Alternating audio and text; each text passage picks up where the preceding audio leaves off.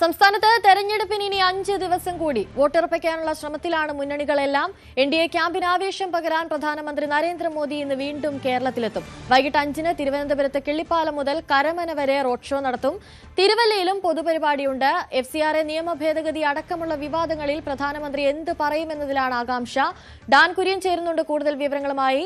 Dan, ഇനി 5 ദിവസം മാത്രമേ അവശേഷിക്കുന്നുള്ളൂ. തെരഞ്ഞെടുപ്പ് പ്രചാരണം അതിന്റെ പാരമ്യത്തിലേക്ക് എത്തുകയാണ്. ആ ഒരു സാഹചര്യത്തിൽ നരേന്ദ്രമോദി തിരുവനന്തപുരത്തേക്ക് എത്തുന്നു. അതും വിജയപ്രതീക്ഷയുള്ള ഒരിടം കൂടിയാണ് തിരുവനന്തപുരം എന്ന് പറയുന്നത്. മോദി എത്തുമ്പോൾ നമ്മൾ എന്ത് പ്രതീക്ഷിക്കണം?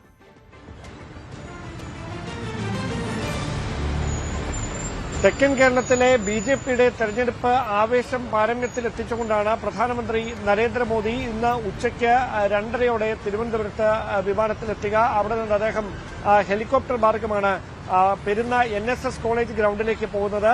അവിടെ നിന്ന് റോഡ് മാർഗം തിരുവല്ലയിലെ BJPയുടെ NDAയുടെ തെരഞ്ഞെടുപ്പ് കൺവെൻഷനിൽ പങ്കെടുക്കുകയാണ് യാത്രാപഥം.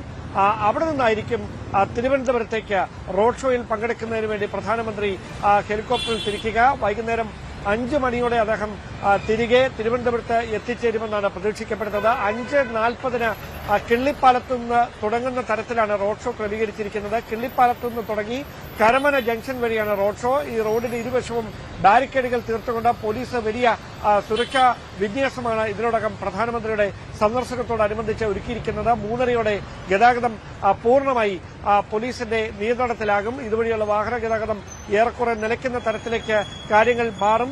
ഉച്ചയ്ക്ക് ശേഷം കഴിവതും പൊതുജനങ്ങൾ അതായത് വ്യക്തിപരമായ ആവശ്യങ്ങൾക്കായി റോഡിലേക്ക് ഇറങ്ങാതിരിക്കുകയായിരിക്കും നല്ലത്. കാരണം വാഹന ഗതാഗതം നിയന്ത്രിച്ച് വലിയ തരത്തിൽ നിയന്ത്രണം ഏർപ്പെടുത്തുന്ന ഒരു സാഹചര്യത്തിൽ കാര്യങ്ങൾ മാറും.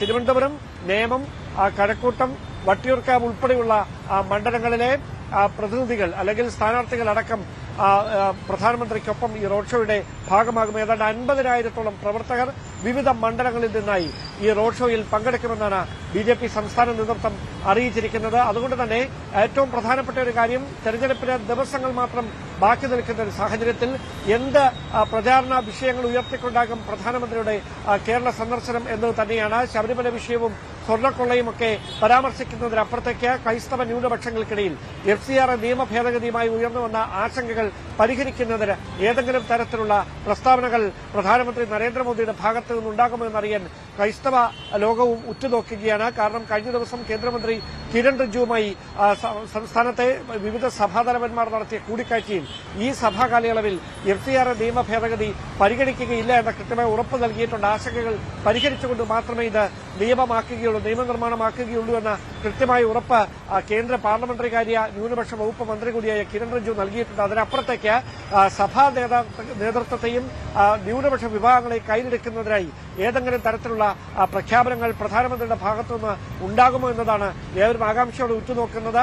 ഉച്ചയ്ക്ക് 2:30 പ്രധാനമന്ത്രി കേരളത്തിലേക്ക് എത്തുക. വലിയ സുരക്ഷാ വിന്യാസമാണ് തിരുവനന്തപുരത്തും തിരുവല്ലയിലും പോലീസും കേന്ദ്രസേനയും ചേർന്ന് ഒരുക്കിയിരിക്കുന്നത്. ശരി, ഡാൻ കുര്യനാണ് കൂടുതൽ വിവരങ്ങൾ. തെരഞ്ഞെടുപ്പ് പ്രചാരണത്തിനായി രാഹുൽ ഗാന്ധിയും ഇന്ന് വീണ്ടും കേരളത്തിലേക്ക് എത്തുകയാണ്. 3 ജില്ലകളിലായാണ് പ്രചരണ പരിപാടി നടക്കുക. രാവിലെ 10 മണിക്ക് കൊച്ചിയിലെത്തുന്ന രാഹുൽ ആലപ്പുഴയിലെ പൊതുപരിപാടിയിലാണ് ആദ്യം പങ്കെടുക്കുക. നാമി ദിനേശ് ചേരുന്നുണ്ട് കൂടുതൽ വിവരങ്ങളുമായി. നാമി, ഈ പര്യടനവുമായി ബന്ധപ്പെട്ടുള്ള കൂടുതൽ വിവരങ്ങൾ എന്തൊക്കെയാണ്? അതുപോലെ തന്നെ എന്തെങ്കിലും പുതിയ പ്രചരണ ആയുധങ്ങൾ രാഹുൽ ഗാന്ധി പ്രയോഗിക്കാനുള്ള സാധ്യതയുണ്ടോ?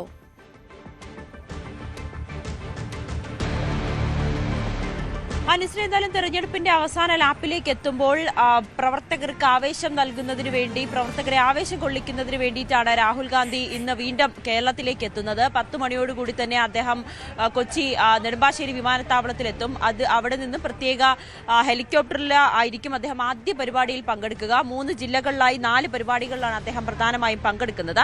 അതിൽ ആലപ്പുഴയിൽ കാവുങ്കൽ 10-15 ആലപ്പുഴയിലെ അദ്ദേഹം പങ്കെടുക്കും. അവിടെ നമ്മളൊരു പ്രസംഗം പ്രതീക്ഷിക്കുന്നുണ്ട്. സ്വാഭാവികമായും കഴിഞ്ഞ തവണ നമുക്കറിയാം വലിയ രീതിയിൽ അദ്ദേഹം പ്രവർത്തകർക്ക് വലിയ കയ്യടി നേടി. സോഷ്യൽ മീഡിയയിലടക്കം വലിയ രീതിയിൽ ചർച്ചയായത്, വീണ്ടും ഒരു ഇടവേളയ്ക്ക് ശേഷം ചർച്ചയായത് ഈ സ്വർണ്ണക്കൊള്ള കേസായിരുന്നു.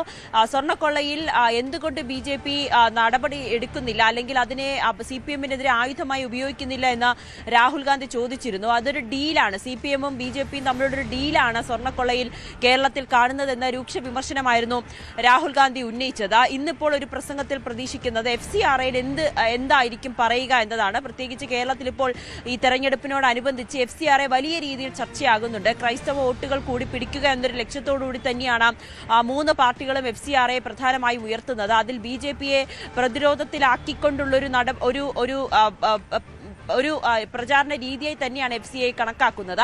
അതിൽ രാഹുൽ ഗാന്ധി ഇന്ന് എന്ത് നിലപാട് സ്വീകരിക്കുമെന്നാണ് അറിയേണ്ടത്. മറ്റൊന്ന് 12 മണിയോടുകൂടി അദ്ദേഹം ഇടുക്കിയിലെ ആദ്യത്തെ പരിപാടിയിലും പങ്കെടുക്കും. പിന്നീട് ഫോർട്ട് കൊച്ചിയിൽ ഉച്ചയ്ക്ക് ശേഷമാണ് കൊച്ചിയിലെ 2 പരിപാടികൾ. അതിൽ ഫോർട്ട് കൊച്ചിയിൽ കോൺഗ്രസ് കൊച്ചിയിലെ സ്ഥാനാർത്ഥി മുഹമ്മദ് ഷിയാസിന്റെ പ്രചാരണത്തിന് വേണ്ടി അദ്ദേഹം പങ്കെടുക്കും. അത് 1:45 കൂടിയായിരിക്കും ആദ്യത്തെ പരിപാടി. മറ്റൊന്ന് കുന്നത്ത് നാടിലെ പട്ടിമറ്റത്തായിരിക്കും. അത് VP സജീന്ദ്രന് വേണ്ടിയിട്ടുള്ള ഒരു പ്രചാരണത്തിന്റെ ഭാഗമായിട്ടായിരിക്കും. അത് 4:45 കൂടിയായിരിക്കും അദ്ദേഹം കുന്നത്ത് നാടും എത്തുക.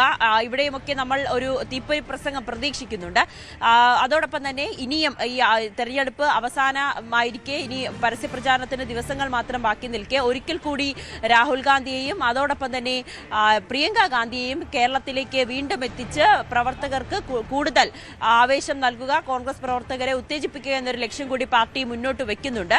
എന്തായാലും പ്രിയങ്ക ഗാന്ധിയും വരും ദിവസങ്ങളിൽ വയനാട് അല്ലെങ്കിൽ മലബാർ മേഖലകളിൽ എത്തി പ്രചാരണം നടത്തുമെന്നാണ് അറിയാൻ സാധിക്കുന്നത്. ഇങ്ങനെയാണ് ഇന്ന് 3 ജില്ലകളിലായി 4 പരിപാടികളാണ് ഇന്ന് രാഹുൽ ഗാന്ധിക്കുള്ളത്. അതിൽ ആദ്യത്തെ പരിപാടി മുതൽ തന്നെ നമുക്കൊരു പ്രസംഗം അദ്ദേഹം ഈ FCRAയിലൊക്കെ എന്തായിരിക്കും പറയുക എന്നത് ഏറെ പ്രധാനപ്പെട്ട കാര്യമായി തന്നെയാണ് രാഷ്ട്രീയ കേരളം നോക്കിക്കാണുന്നത്. കൂടുതൽ വാർത്തകൾക്ക് News 18 Keralam YouTube channel subscribe ചെയ്യുക.